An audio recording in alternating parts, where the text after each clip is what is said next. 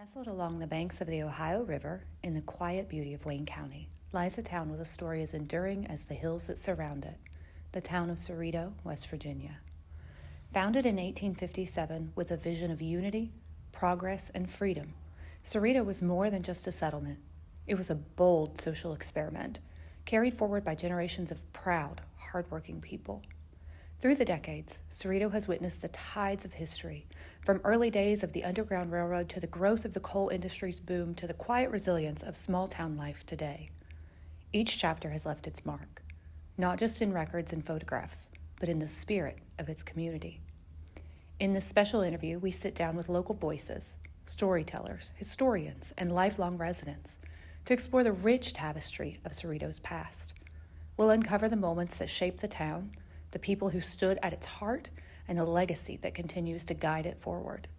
Join us now as we journey through time and memory, celebrating the proud heritage of Cerrito, West Virginia, a town built on purpose, preserved by pride, and remembered through stories. Welcome to today's episode of Wondering About Cerrito Canova. I'm Paul Billups, and our guest today is not only Cerrito's oldest military veteran, but our oldest resident, Mr. Don Bailey. Don, how old are you now? 98. Well, you've seen a lot in 98 years around Cerrito and Canova, I'm sure. Seen a lot of changes in Cerrito. Don, as I understand it, you weren't born here, but you got here when you were about 4 years old. Is that correct? 4 years old, yeah. Yeah, I started in grade school out there. I think it was 1935. That burnt down. Your family moved here from Raynell, West Virginia, is that right? Yeah. And have been around Cerrito Canova, I guess, the last 94 years then, more or less. Yeah. What are your earliest memories, Don, of coming of age in Cerrito? And that would have been during the Great Depression, too. Yeah. So times were probably pretty tough back then, weren't they? Yeah. When you started school at the old school that burned Main Street, that would have been before the 1937 flood. Yeah. Is that right? Do you remember the flood? Oh, yeah. Yeah. Like I said, we lived up there on 3rd Street East. When the water kept coming up, my youngest brother got in we just had about 3 steps going into the house. And my youngest brother got out there and almost got pulled away, but my mother was standing in the doorway and she grabbed him up out of the water. He tanned his hide a little bit. There used to be an NW station there years ago. Coast Guard took us up there as far as it could and went to Yeager and stayed with my uncle, like I said, till the flood went down. And we came back, I think it was about 6 or 7 foot in our house. And when we came back, my dad had a 37 Plymouth. And he went out there, Paul, and that car started at going through that flood. Wow. And then we moved up there where the Golden Girls is now, that big house. On B Street. Yeah, we moved up there. From there, he moved down on Beach Street in Canova, right below the high school. And we lived there till, I think we moved back to Cerrito. Then my oldest brother bought a house down on Oak Street, and they moved down on Oak Street. It was about 1945 that I was in high school, of course.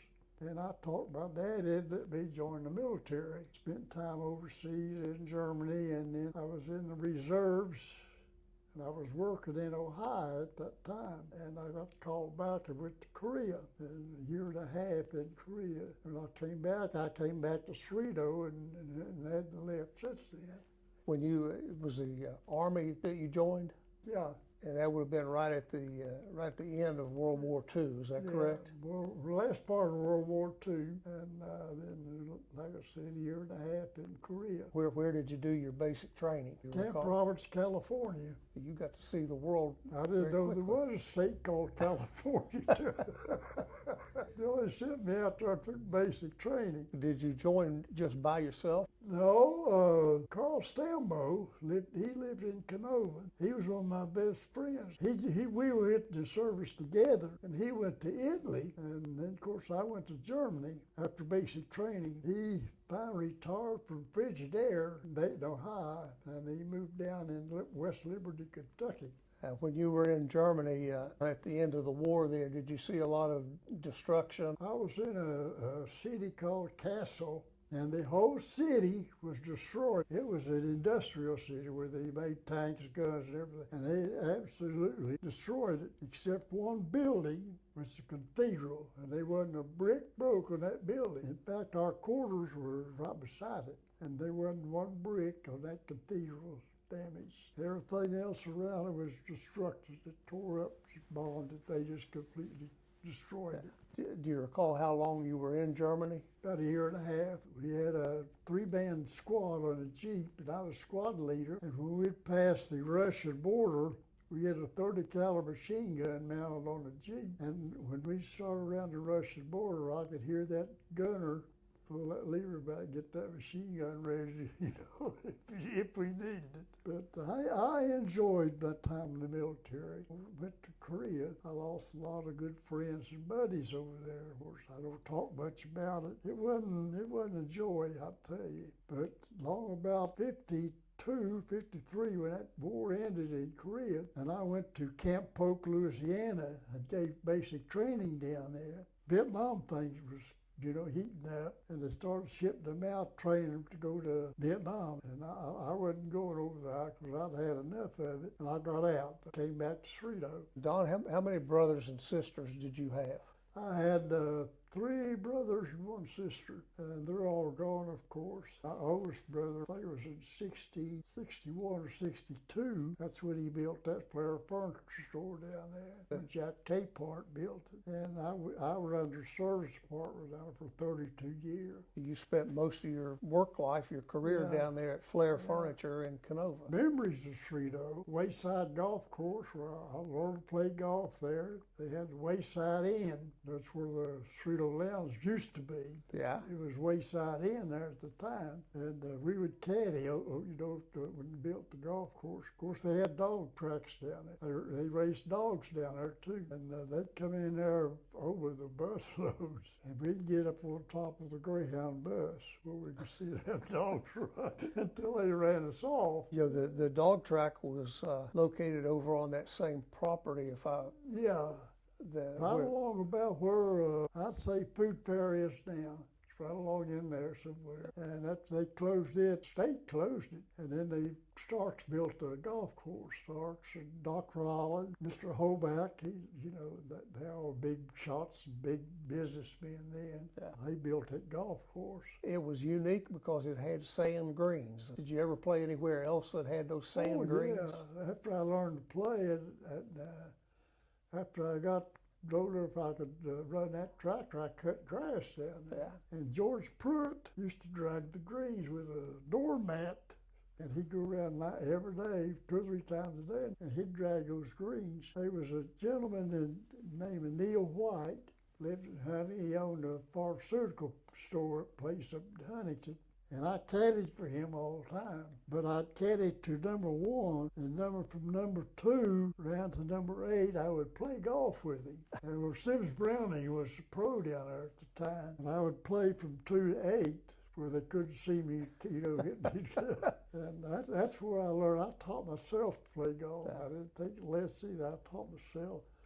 Watch these guys that could play. I could watch what they did, right across Wayside down there, right across the street where the dress store is. Oh, the Rose Tree? Yeah, they used to be, a Pure Oil station set there. And right beside that Pure Oil station was right behind it, back toward B Street. They had Green Gable cabins, little log cabins where the people would come in and stay all night. And right above that used to be a big pottery place where they sold pottery, where Leslie's built the restaurant there.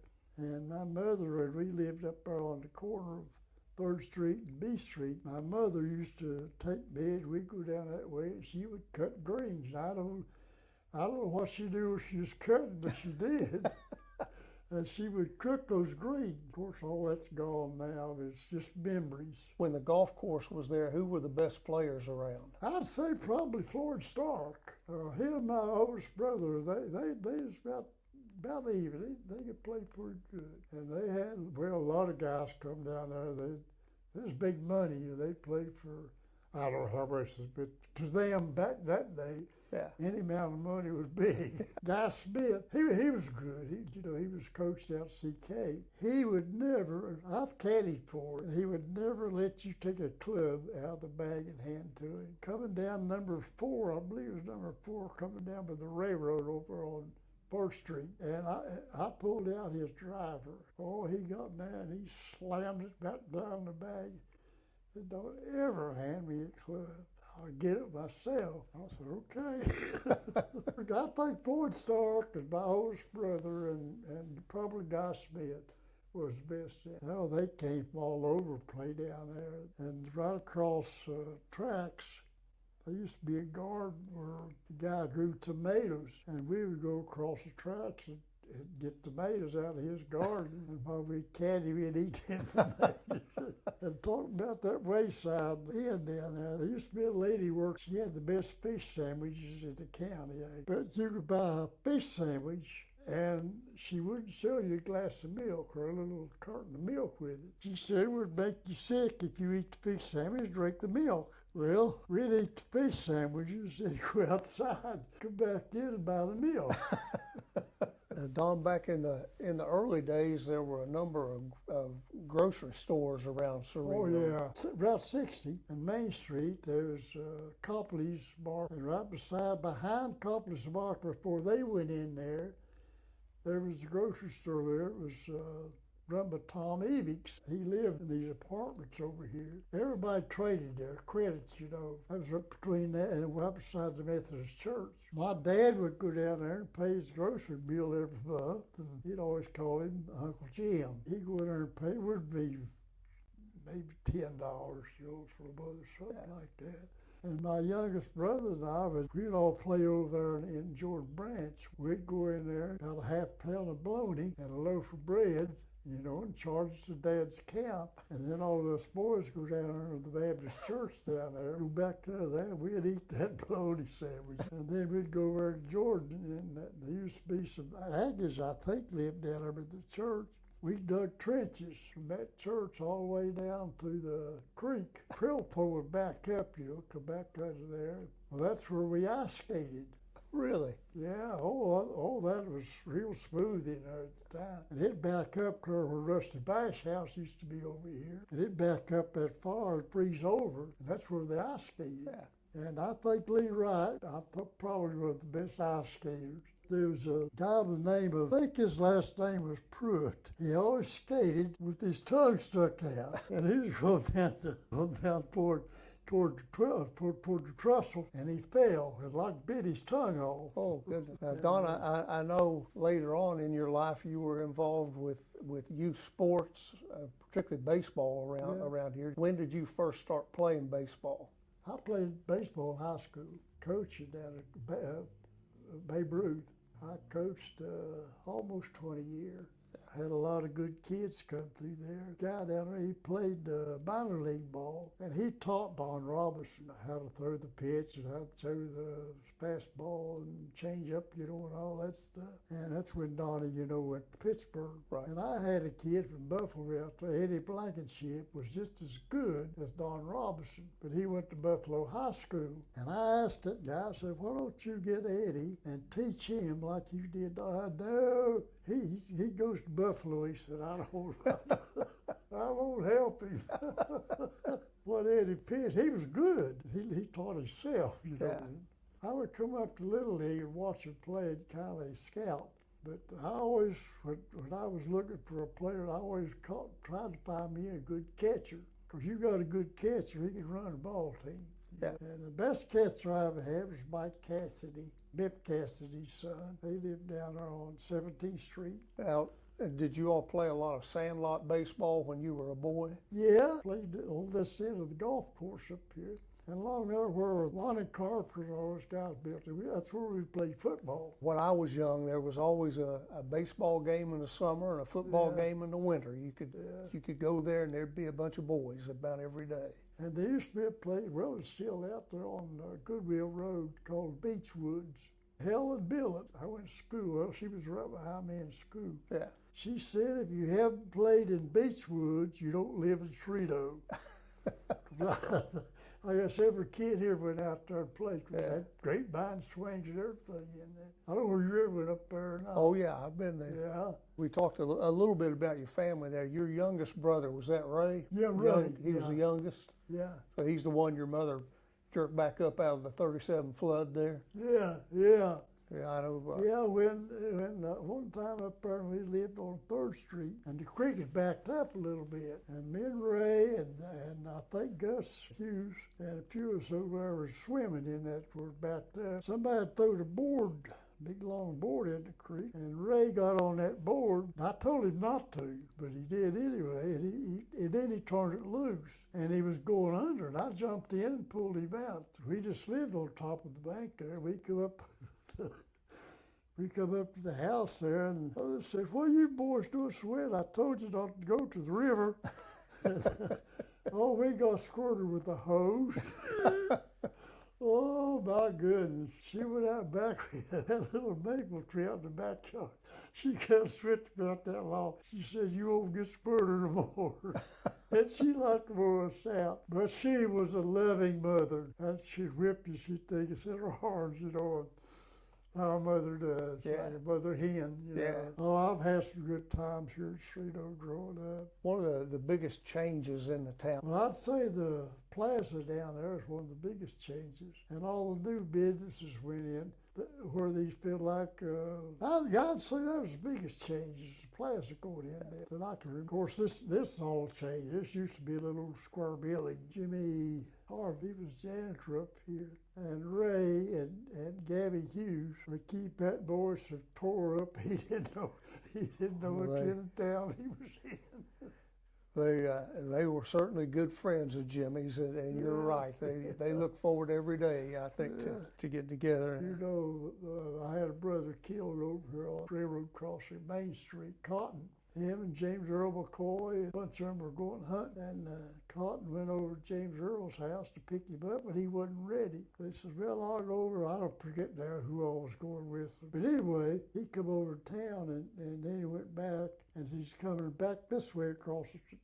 He was hard hit, had a bad ear. Of course, they didn't have the crossing there then, and lights, and ran out in front of that train and killed him. That's when the whole bank Canterbury, I believe his name was Canterbury, used to have the crosses stood out the crossing over there, the sign. Had a guard then that certain hours of the day, he would stand out there to block traffic. After about dark, I think. Yeah. That's where little Billy he got standing out there. That was Yeah. his head. Brother Ray and Gabby Hughes, they played a lot of golf late in life there. Yeah. At least they went out every day. When they started playing, they would hear about a golf course and they would go down and see the golf course. And then the next day they'd go down there and play it. And they went up to Riviera, play with him and Gab did. That pro up there said, "You all got a tee time?" Ray said, "No. We didn't come up here to drink tea.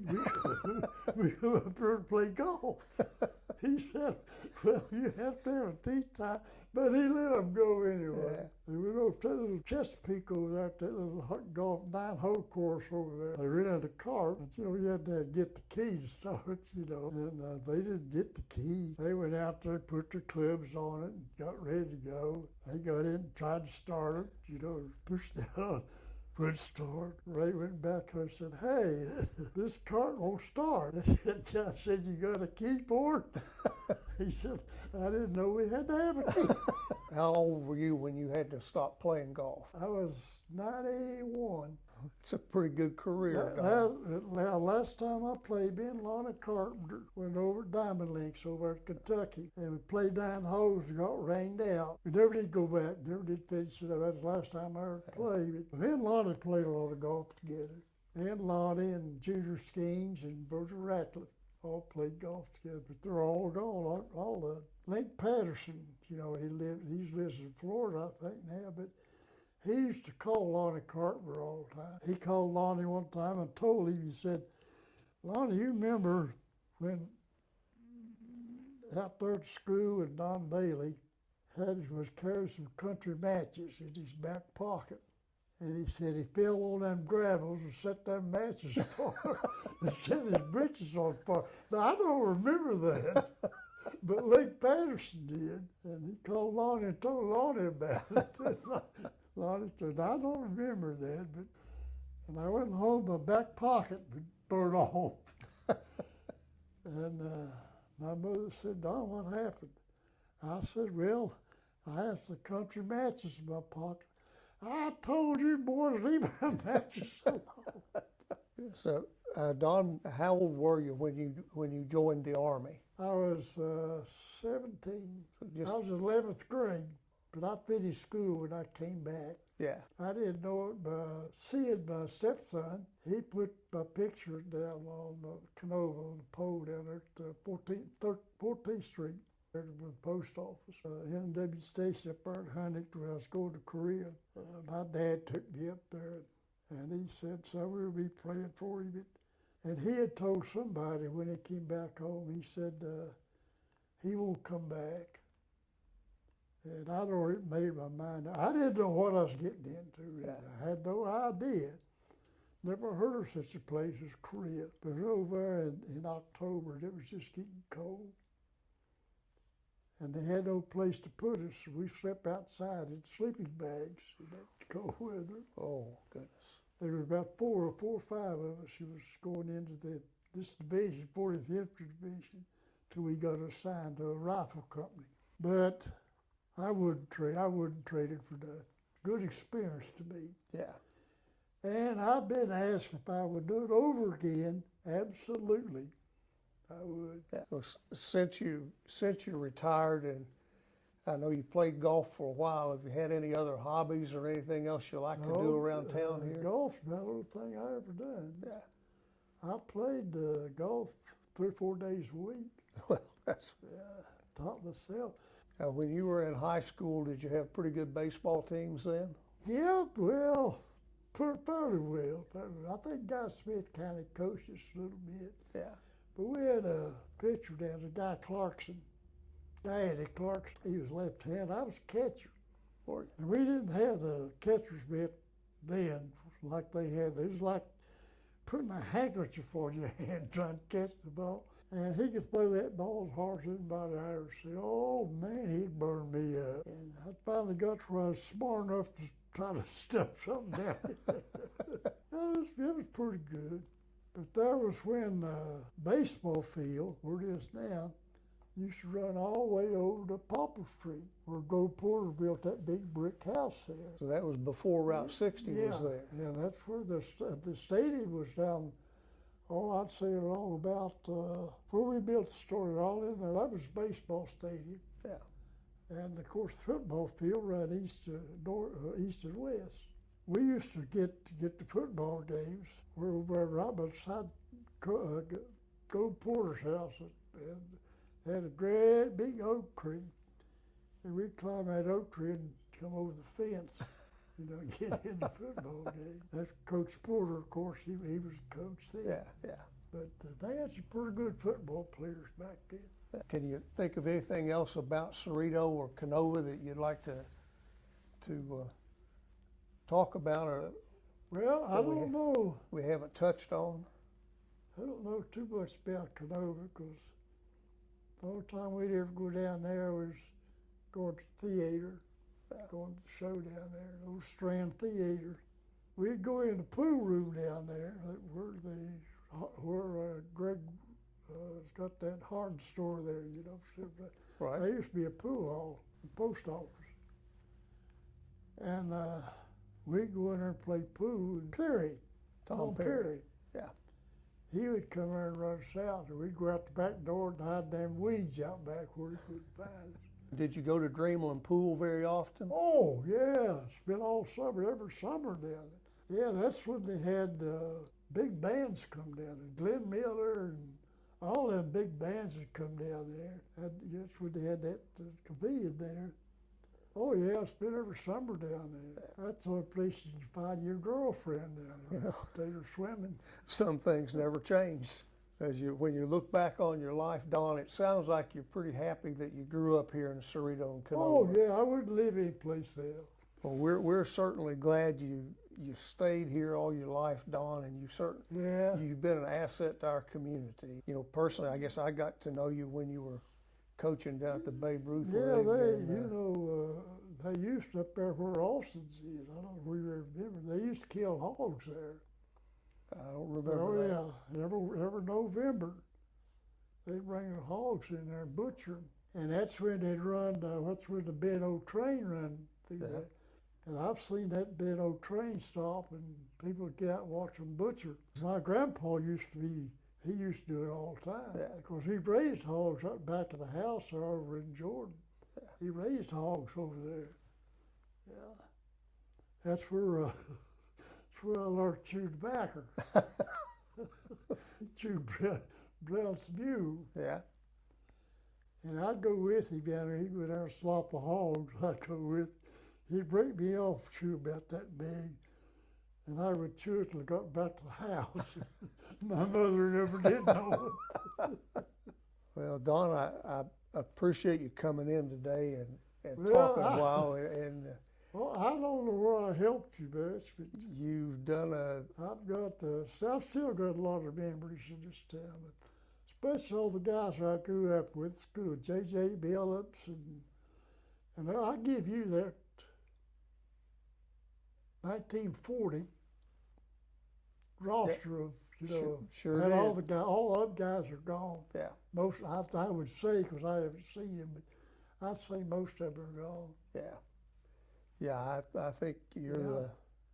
the last man that was standing. the 1940 class. Yeah. And that's when we started in high school down in 40. War just about started at the time we got down there. And that's when they started building the flood wall. You know, it was 39, I think it was 39, they started building the flood wall. But anyway, we had an algebra teacher named Mr. Hatton. Oh, the biggest man I ever seen, because they didn't get very big back in them days. He was about 6, maybe 6'3". We called him Shorty.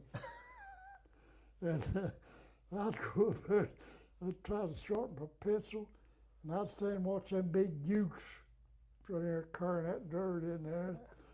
And Mr. Hatton, he said, Don, I'll get you a job over if you want it. Well, that had to The be flood wall. had to be an amazing thing to see them build that Oh, flood yeah, wall. yeah, because used to have a big billboard up there that advertised Lucky Strike cigarettes. Used to go up there at the turn hole behind where the stalk yard used to be up there. And we played wood tag in there. You couldn't get on the ground, you had to stay on the fence or a gate. But we was playing up there with John Brewer, Wallace, his brother. Oh, there'd be a whole gang of us. The Morrison boys used to live up there on the highway. Me and Ray, my brother, we'd all get up and play wood tag in there. And Heiner's Bakery would bring them cupcakes down there where they would feed the stock, give it to them, you know, stale. Well, we'd get in that little building, eat them cupcakes. There was nothing wrong with them. But we'd play wood tag in there. You couldn't get on the ground. You had to stay on the fence or the gate. You mentioned the stockyard up there. A lot of people don't know that ever existed. That was up along where Route 60 is down the east end of town. Is that right? Yeah. Yeah, it was a pretty good sized stockyard from about the highway up to the flood wall. With typical cows and pigs and Oh yeah, and pigs, calves, you know, and some of the boys went back there that had these big bales of hay back there. They run them pigs out and made them a hideout in it. Jim Plymouth up there on B Street where those apartments are on 3rd Street, and he had a great big house there and a great big barn out there on 8th Street. That's where the WPA started, and they was building A Street, and they built Broad Holler and all of it. And then guys hit back there and bust them sand rocks with sledgehammers, and it set the lunch bucket down by the, you know, beside where they eated, and we'd steal the lunch bucket. Or didn't have to have a sack in a sack, they'd have a lunch bucket, and eat their lunch. We was up in that hayloft watching them. Wasn't traded for $1 million. Wouldn't trade the experience that I've had here in Cerrito and growing up. We used to all get down there and play what they call tin can winkle. There's a big tin can out in the middle of the street. Take a big stick and hit that can. Then we'd all run and hide. And we was playing up there one time. Earl Bowen lived up there in that little house right behind us on Route 60. We was playing hide and seek. I mean, hide and seek is what we was playing. And Earl and I went down where old George Pruitt used to live on the 4th Street, last house.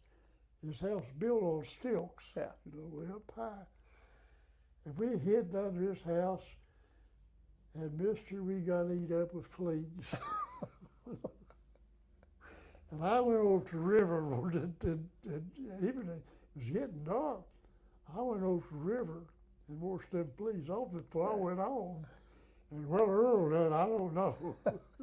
Don, that's about the time we have today, and I truly appreciate you coming in and Well, talking to us a while. I'm coming over, I didn't really know what to expect. I thought, well, as long as they don't throw me in jail, I don't care.